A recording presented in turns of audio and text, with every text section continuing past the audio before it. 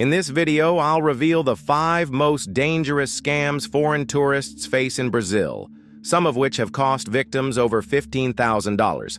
Stay tuned, because I'll teach you exactly how to identify and avoid each one. My name is Carlos, and I've been helping tourists navigate Brazil safely for over 15 years. During that time, I've witnessed situations I never imagined could happen. Stories that begin as a dream vacation and end as a financial and emotional nightmare. Before we continue, I need you to do something important. Like this video right now, subscribe to the channel, and leave a comment. This helps me continue producing content that can literally save your vacation and your money. And please, stay tuned, because what I'm about to reveal at the end could be the difference between an unforgettable trip and thousands of dollars in losses. The first scam on our list is known as Good Night Cinderella, and believe me, it's not a fairy tale at all. This is probably the most dangerous of all because it involves not only financial loss, but also puts the victim's life at real risk. The scheme works like this. A tourist is in a bar, restaurant, or nightclub, especially in the busiest areas of Rio de Janeiro, São Paulo, or Salvador. An attractive person approaches, strikes up a friendly conversation, and at some point offers a drink or slips something into the victim's drink when they're not looking. The substance used is usually GHB, known as the date rape drug, or benzodiazepines in high doses. These substances are colorless, odorless, and virtually tasteless when mixed with alcoholic beverages. The effect is devastating. The person completely loses consciousness and the ability to form memories, but remains apparently functional for a few hours. Let me tell you what happened to Michael, a 42-year-old executive from Chicago who visited Rio de Janeiro in March of last year. Michael had been planning this trip for months. It was his first time in Brazil, and he was absolutely enchanted by the city. On his second day there, he decided to experience Copacabana's nightlife. Around 11 o'clock that night, Michael was at a well-known local bar when an elegant woman of about 35 approached. She introduced herself as Patricia and said she worked in tourism in the city. The conversation flowed naturally. Patricia knew Chicago well, having studied English in the United States, and Michael felt immediately at home. After about an hour of conversation, Patricia suggested they go somewhere else, a more private bar she knew. Michael, who had already had a few beers, readily accepted. On the way, they stopped at another establishment where Patricia insisted on paying for the first round. It was at that very moment that his life changed completely. Michael's last clear memory was toasting Patricia around midnight. His next memory is waking up in his hotel room at 2 in the afternoon the next day with a splitting headache and a feeling of utter confusion. Initially, Michael thought he had simply had too much to drink. It wasn't until he tried to pay his breakfast bill that he discovered all his credit cards had been used. His wallet was still with him, but all his ID and cards had been photographed. He later discovered that during those lost 14 hours, his bank accounts had been accessed, transfers had been made, and over $15,000 had disappeared. What disturbed Michael most was not only the lost money, but the blank hours. He couldn't remember anything at all. It was as if he'd been erased from existence for 14 hours. Hotel security footage showed that he had returned accompanied by Patricia and an unknown man around 3 in the morning. The three entered together, but only Michael remained. Michael's case is not isolated. Patricia, or whoever used that name, is part of a very well-organized scheme. These groups study the hotels where American and European tourists stay, frequent the same bars and restaurants, and operate a nearly industrial operation. The subsequent investigation revealed chilling details about how the scheme works. First, they identify tourists who appear to have high purchasing power. They observe where they stay, what kind of credit cards they use, and how they dress. Then, an attractive person is assigned to make the first contact. This person always has a compelling story, speaks English or another language fluently, and knows details about the victim's country of origin. Once trust is established, the substance is administered. While the victim is unconscious but still functioning mechanically, they are taken to ATMs where they are forced to make withdrawals and transfers. The criminals gain access to the cards and PINs and use the victim to authorize transactions that appear normal to banking systems. The most terrifying thing is that the victim actively participates in their own theft without being aware of what they're doing. They sign receipts, enter passwords, answer security questions, all in an altered state of consciousness that prevents memory formation. Dr. Roberto Silva, a forensic toxicologist working with the Rio de Janeiro Civil Police, explains that the substances used are extremely dangerous. In an interview I conducted with him, Dr. Silva said he has seen cases where the victim remained in a vegetative state for weeks due to an overdose of these drugs.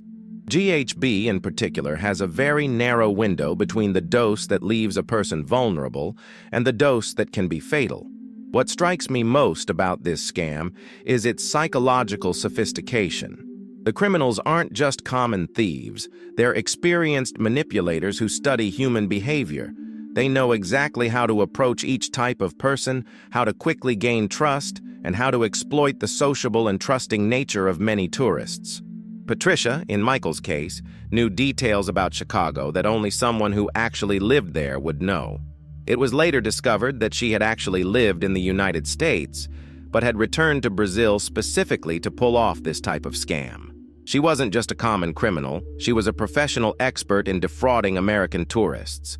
Michael's financial recovery was partial. His bank refunded some, but not all, of the fraudulent transactions. Many of the transfers were deemed authorized by security systems, as they were made using his own fingers and biometric recognition. Michael permanently lost approximately $8,000 in addition to legal fees and psychological trauma, but the emotional impact was even greater. Michael developed severe anxiety related to international travel. He contacted me 6 months later, still struggling with feelings of violation and vulnerability. "It's like someone stole a piece of my life," he told me during our conversation. "It's not just the money, it's knowing that for 14 hours I wasn't myself." This scam is particularly effective because it exploits something fundamental in human nature, our tendency to trust and socialize. When we travel, especially in a country known for its hospitality like Brazil, we naturally let our guard down. Criminals know this and use our openness against us. To protect yourself from the Goodnight Cinderella scam, never accept drinks from strangers, even if they seem friendly and trustworthy. Always keep your drink in sight, and if you need to leave, ask for a new one when you return. If you experience sudden dizziness, confusion, or loss of coordination after consuming a drink, seek help immediately and move to a safe location.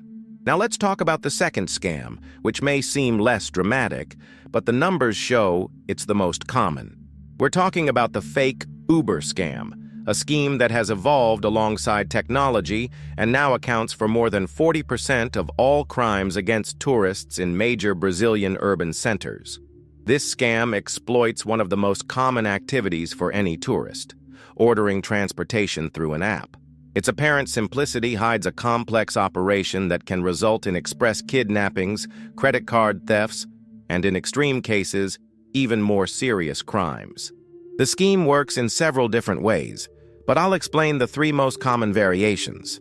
The first is the fake Uber at the airport.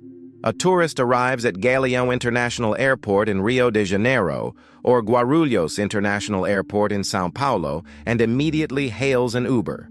While waiting, a person approaches claiming to be the driver, even before the real Uber arrives. This person has basic information about the trip: your name, approximate destination, information they manage to intercept through cloned apps, or simply by observing traffic at the location. The tourist, tired from the trip and anxious to get to the hotel, doesn't properly check the vehicle's information and gets into the wrong car. The second variation occurs when tourists are in busy tourist spots.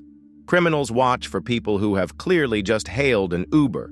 You know, that typical gesture of checking their phone, looking around for a car. They approach in a vehicle similar to the one shown on the app and convince the victim they're the correct driver. The third and most sophisticated variation involves fake apps. Criminals create cloned versions of ride-hailing apps that work exactly like the originals, but direct rides to cars controlled by them. These apps are distributed through fake links or QR codes strategically placed at tourist attractions. Let me tell you the story of James, a 38-year-old accountant from Miami, who experienced a terrible situation in São Paulo. James was staying at a hotel on Paulista Avenue and had planned to visit the municipal market downtown. Around 10 o'clock on a Thursday morning, he called an Uber through the official app. The app showed a silver sedan, license plate ending in 7389, and the driver's name was Carlos. James got out of the hotel and waited on the sidewalk, looking at the map on his phone. After a few minutes, a silver sedan pulled up in front of him, and the driver rolled down the window and asked if he was James. James confirmed and got into the vehicle without properly checking the license plate. That was his first mistake. The second mistake was failing to notice that the driver wasn't using the Uber app, as legitimate drivers always do. The third mistake was failing to react when the driver suggested a different route to avoid traffic. What James didn't know was that he had gotten into the wrong car. The real Uber had arrived minutes later and, unable to find the passenger, canceled the ride. Meanwhile, James was being driven on an unfamiliar route toward a peripheral neighborhood of São Paulo. After about 20 minutes of driving, James began to get worried. The scenery had completely changed. They were in a clearly non-touristy area, and the driver was increasingly evasive about the estimated arrival time. It was when James tried to check his location on Google Maps that he realized he no longer had an internet signal. The driver had installed a signal jammer in the vehicle, a simple device that prevents cell phones from working inside the car.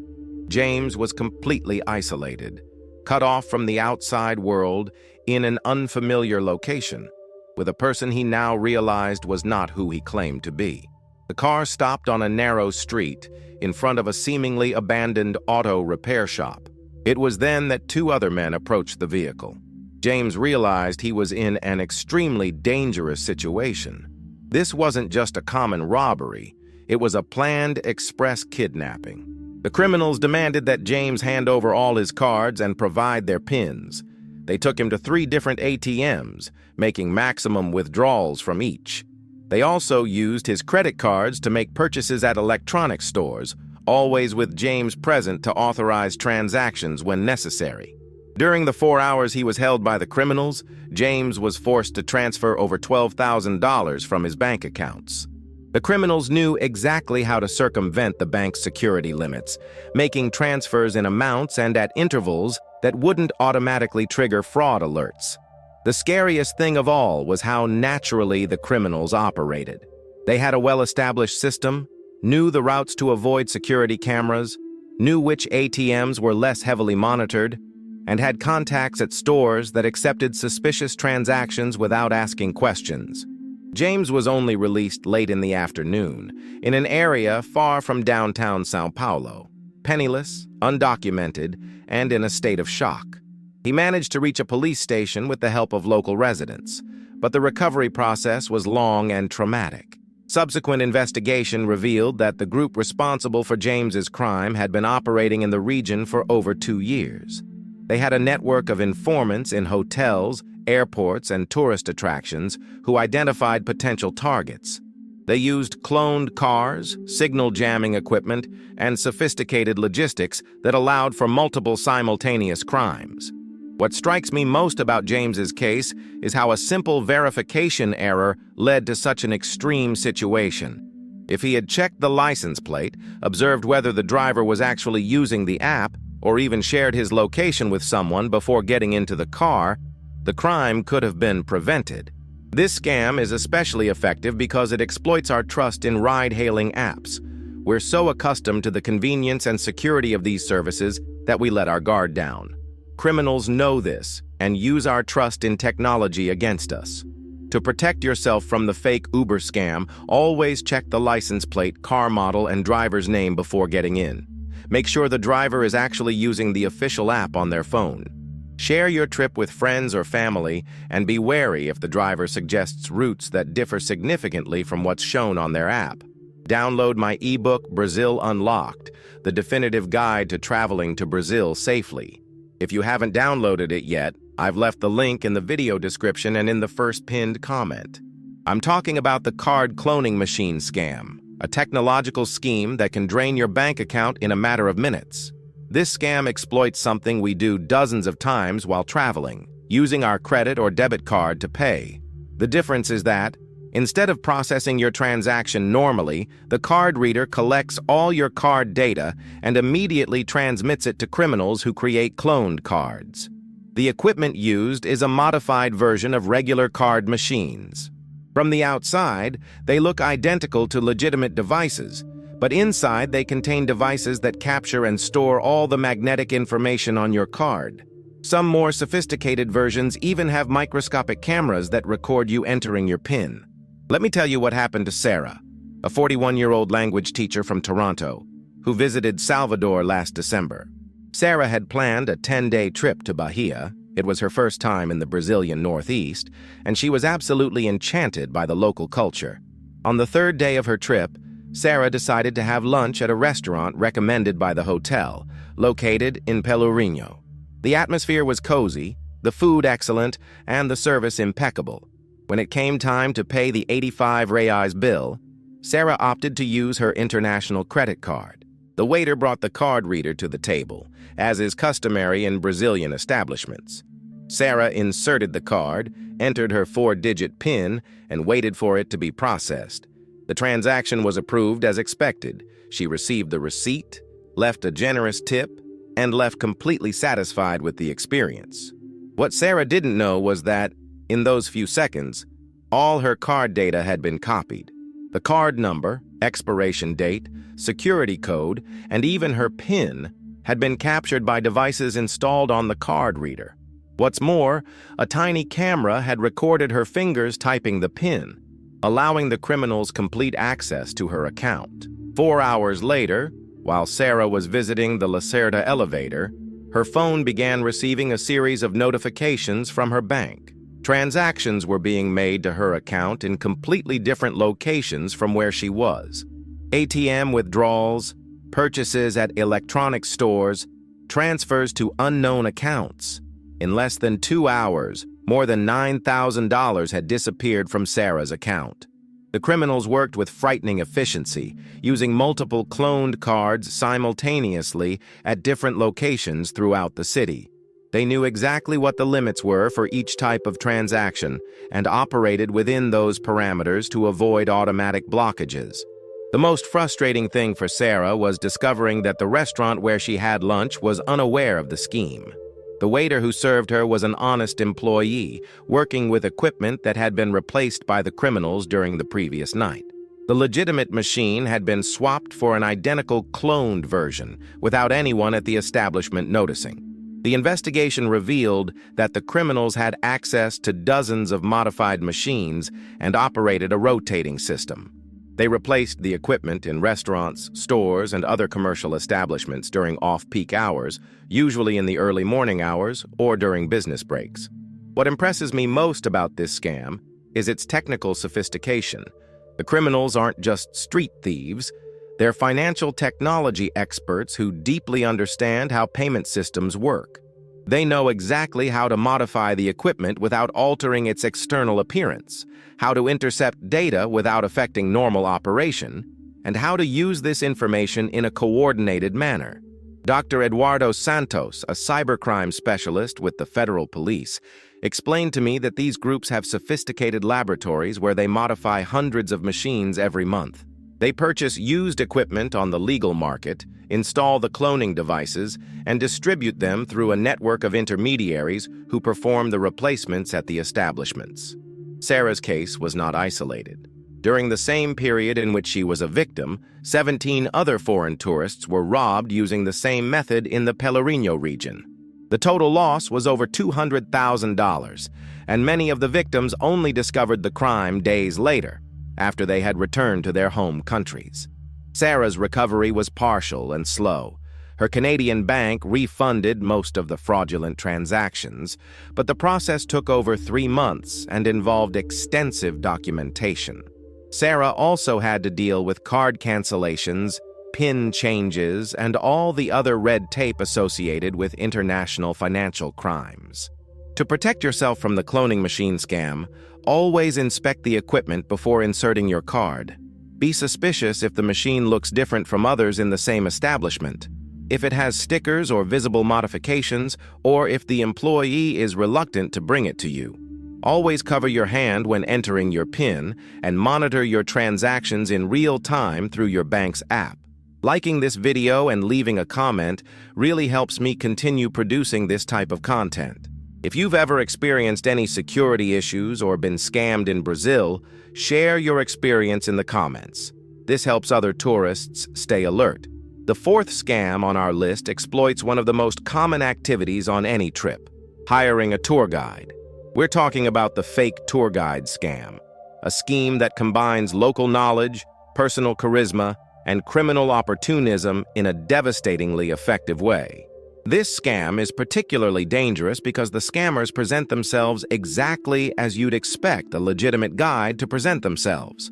Knowledgeable about the area, friendly, speaking your language, and offering authentic experiences not available on conventional tourist routes. The scheme works like this. The fake guide identifies tourists at strategic points such as airports, hotels, or major tourist attractions. They approach them offering personalized tours, exclusive excursions, or genuine cultural experiences. The pitch is always convincing. They know secret spots, have access to special prices, and can provide a much richer experience than traditional tours. Let me tell you the story of Robert, a 46-year-old engineer from London, who had a traumatic experience during a trip to Rio de Janeiro. Robert was staying in Ipanema and planned to visit Christ the Redeemer, Sugarloaf Mountain, and other iconic landmarks. On the morning of his second day, while having breakfast outside a hotel, Robert was approached by a charismatic young man who introduced himself as Andre. Andre spoke fluent English, was familiar with London, and said he had worked as a freelance tour guide for over 10 years. Andre offered a complete package: a full day visiting not only the traditional tourist spots, but also authentic places known only to locals. He promised to take Robert to a genuine samba circle, a family-run restaurant where tourists never go, and even a secret view of Christ the Redeemer that provided much better photos than the traditional viewpoints. The price seemed fair, $300 for a full day, including transportation, tickets, and all meals. Andre showed photos on his phone of other satisfied tourists, received convincing testimonials, and even official-looking identification. Robert, impressed by the professionalism and personalized offer, readily accepted. The day started well. Andre really knew the city, took Robert to the promised sites, and the service was impeccable. They visited Christ the Redeemer and had lunch at a restaurant with a panoramic view. And throughout, Andre was knowledgeable, polite, and attentive. It wasn't until late afternoon that the situation changed completely. Andre said the last stop would be the secret view of Christ he'd promised, a special spot where few tourists were allowed. They drove for about 40 minutes to a mountainous area, becoming increasingly isolated. When they arrived at the scene, it wasn't a scenic vista, but a deserted road amidst dense vegetation. That's when two other men appeared, seemingly out of nowhere. Andre's demeanor completely changed, making it clear that Robert was in an extremely dangerous situation. The criminals demanded that Robert hand over all his cash, cards, watch, camera, and cell phone. Furthermore, they forced him to make bank transfers through his bank's app, taking advantage of the fact that he still had internet access at the location. During the 2 hours he was held by the criminals, Robert was forced to transfer over $8,000 from his accounts. The criminals knew exactly how to circumvent international banks' security measures, making transfers in amounts and using methods that wouldn't trigger fraud alerts. The scariest part was discovering that Andre was actually a tour guide, but had chosen to supplement his income with criminal activities. He knew the city, had genuine experience with tourists, and used this expertise to identify victims with the greatest financial potential. Robert was abandoned in the same isolated area at dusk, without money, documents, or means of communication. He managed to reach a main road after walking for over an hour and was helped by local residents to a police station. The investigation revealed that Andre had been operating this scheme for over 2 years, always using the same method, establishing trust through genuinely good service for most of the day, and then exploiting the victim when they were completely vulnerable and isolated. This scam is especially effective because it exploits our search for authentic experiences while traveling. We all want to experience the real Brazil, the places off the beaten path. Criminals know this and use this very desire against us. To protect yourself from the fake tour guide scam, always hire guides through reputable agencies or trusted recommendations from your hotel. Be wary of spontaneous approaches in public places, no matter how convincing they seem. Always inform someone of your plans, share your location, and establish check-in times with friends or family. In my ebook, Brazil Unlocked, there's a complete chapter dedicated to how to identify and hire legitimate tour guides. The link is in the video description and in the first pinned comment. This material can truly make the difference between an incredible experience and a dangerous situation. Finally, we come to the fifth and final scam on our list, and this one is perhaps the most modern of all, the dating app scam, specifically Tinder. This scheme combines technology, psychology, and crime in a way that can result not only in financial loss, but also in situations of extreme physical danger. The scam works like this. Criminals create extremely convincing fake profiles on dating apps, specifically targeting foreign tourists. They use photos of attractive people, carefully crafted biographies, and demonstrate knowledge of the victim's country of origin to establish an emotional connection. Let me tell you the story of David, a 35-year-old architect from New York who had a terrifying experience during a business trip to Rio de Janeiro. David was in the city for a 3-day conference and decided to extend his stay for a few more days to explore the city. On his first free day, David opened Tinder to find a local companion to explore the city. He quickly matched with a woman named Isabella, who seemed perfect, Brazilian, beautiful, fluent in English, and genuinely interested in showing off the beauty of Rio to an American visitor. Conversations flowed naturally for 2 days. Isabella knew New York, had studied in the United States, shared similar interests, and gradually built an emotional connection with David. She suggested casual encounters, coffee in Ipanema, a walk along the lagoon, dinner in Santa Teresa. David was enchanted. Isabella seemed the perfect person to show him Rio from a local, authentic perspective. After 2 days of conversation, she suggested a special date. Dinner at an exclusive restaurant in Copacabana, followed by a private party she knew about. What David didn't know was that Isabella didn't exist. The photos were of a Brazilian model who didn't even live in Rio. The conversations were being conducted by a man experienced in scamming foreign tourists, and the arranged meeting was a carefully planned trap. On the appointed night, David got ready and went to the agreed-upon location, an elegant restaurant in Copacabana. He waited for 40 minutes, but Isabella didn't show up. Concerned, he sent messages asking if everything was okay. The reply came quickly. Isabella had had a last-minute family issue, but she knew an even better place for them to meet. The new location was a more secluded bar a few blocks away. David, already emotionally invested in the encounter, accepted the change.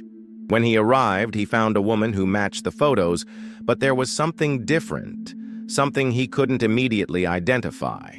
For the first hour, the conversation was pleasant, but David noticed some inconsistencies. Isabella seemed nervous, avoided certain questions about her life, and constantly checked her phone. When she suggested they go somewhere else, a private party she knew, David became suspicious. The third location was a house in a residential neighborhood, seemingly unremarkable from the outside. When they entered, David noticed there was no party going on. There was just Isabella and 2 men who were clearly waiting for her. That's when David realized he had walked into an elaborate trap. The criminals demanded that David hand over all his cards and provide their PINs. They took him to 4 different ATMs throughout the night, making maximum withdrawals from each. They also used his cards to make online purchases and bank transfers, always with David present to authenticate the transactions when necessary.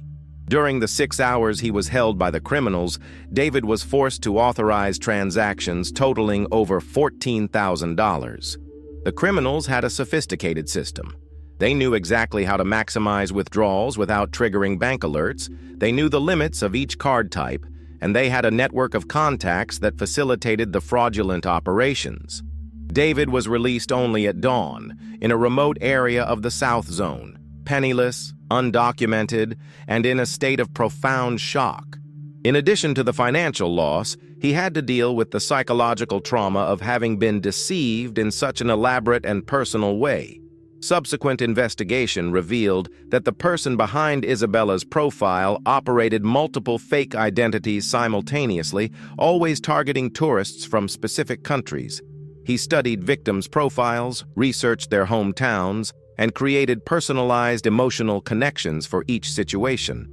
This scam is particularly cruel because it exploits not only our financial vulnerability, but also our need for human connection. When we're traveling alone, especially in a foreign country, we naturally seek companionship and authentic experiences. Criminals know this and turn our search for connection into a trap. To protect yourself from dating app scams, always meet people in public, busy places for first dates. Inform friends or family of your plans, share your real-time location, and trust your instincts if something seems off. If the person avoids meeting in public places or quickly pushes for private locations, this is a red flag. Now that you know the 5 most dangerous scams against tourists in Brazil, I want to share some final tips that can save your trip and your money. First, always keep someone informed of your plans and location. Use location sharing apps, set check-in times, and never hesitate to ask for help if something seems wrong. Second, trust your instincts. If a situation seems too good to be true, it probably is. If someone is being overly insistent or pushing for quick decisions, that's a red flag. Criminals always create a sense of urgency to prevent you from thinking clearly. Third, diversify your financial resources.